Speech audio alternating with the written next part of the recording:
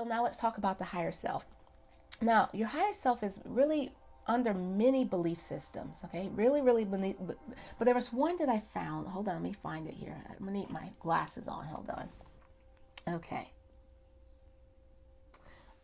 Uh, I found the definition. I was like, I like this, and it really wasn't a definition. It was an explanation of something else, and I wrote this down and I wanted to share it with you. But I didn't want to go off my memory. I wanted to actually read it to you. So when I talk about the higher self, this is the finest and most radiant of the subtle bodies with the quickest frequency of vibration. Okay, so to me, that's what your higher self is. Understand that we have a physical body, like you're looking at my physical body, but you may not know we have other bodies as well. You have the emotional body, you have the etheric body. You have several other bodies, okay? And these are the bodies we cannot see. Well, most of us cannot see with our physical eyes, but they are bodies that we have as well. And by the way, anything that I'm sharing with you, you don't have to take my word for it at all. Matter of fact, I invite you to question it, but do research. So anything that I'm sharing with you, you can go out and Google it. Okay. So, I mean, I've done the research. Trust me, again, I've been on this walk for a while, but I don't want you to take my word for it. I want you to research yourself. All right.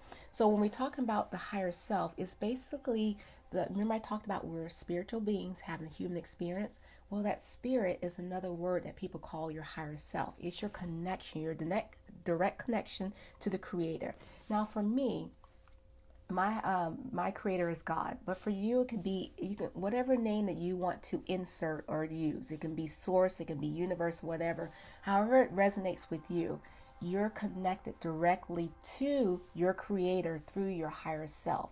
Okay, so that's what we're saying is when we're talking about getting in touch with your higher self, you're actually having direct correct connection to your creator via your higher self. Now, there's also a lower self. And remember, I talked about saying that the lower self is more so equivalent to your brain, and your higher self is to your heart, because the heart is love. But anyway, with your lower self, what your lower self is actually your higher self. But over time, and there's this again. I'm trying to get rid of, or trying to get away from the research and science of it, and just kind of put it in layman's term. But again, if you research all this, then you'll find it. But basically, what the lower self is your higher self with murkiness. Sort of like if you think of like you have a clear glass of water, and then you put dirt in it, and then you shake it up, and now it's murky. Well, that's your lower self. Okay. So in other words, things that happen, there's murkiness around your higher self that makes it unclear, and it makes it your lower self. All right. And so when I'm talking about your lower self, think about the thoughts, think about the environment, the programming, all the things that we've been told and said and whatever. That's like the murkiness that I'm referring to, that has encompassed within your higher self. And so what happens is, while you're fasting, because they're all the distractions, those are all distractions, right?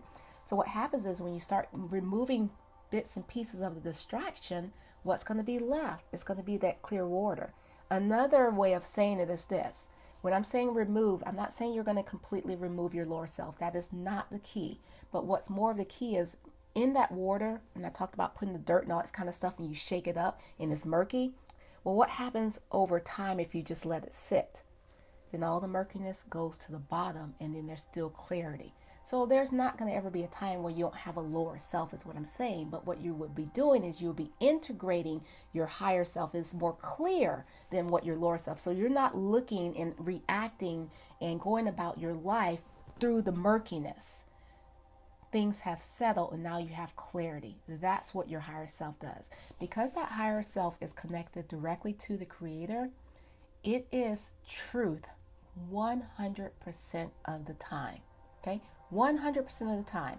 You can trust it 100% of the time. The challenge is when there's murkiness and there's programming and habits and beliefs, all of those comes into that murkiness, if you will, and then now you're living life through that murkiness, okay, the lower self. So what you're doing by fasting is you're getting rid of some of those distractions and letting some of that murkiness settle, so that you're able to connect to your higher self. So hopefully this is clear to you. And again, if you need more clarity, let me know. But that's one of the things that you get from fasting. Now, another thing, when we talk about the higher self, I like to say that your higher self is the unlimitless. It is literally unlimitless. Like for instance, your lower self is the limit self. So you put limits on yourself, and you do it by the words that you use, such as I can't, this is hard. Oh, you know them. We've all used them. Okay? Those are things that limit us. But your higher self is unlimited. So when you get in touch with your higher self, you start to see the unlimitedness of you and how there's so many opportunities available. Like there's so many stories I can just kind of share with you, and throughout the challenge, I definitely will share them with you. But again, I'm pretty sure you yourself have had experiences where you've experienced your higher self and you're in alignment with your higher self. But I was probably more of a, you probably weren't being proactive. It just kind of, you probably thought it just kind of happened.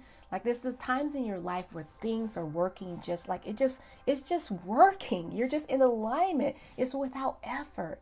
Okay, those are times, because there are times, even if you're not aware of your higher self or lower self, I mean, these are like terms that you don't have to be aware of. It's just what is. There are times when you're directly aligned with your higher self, when things just work.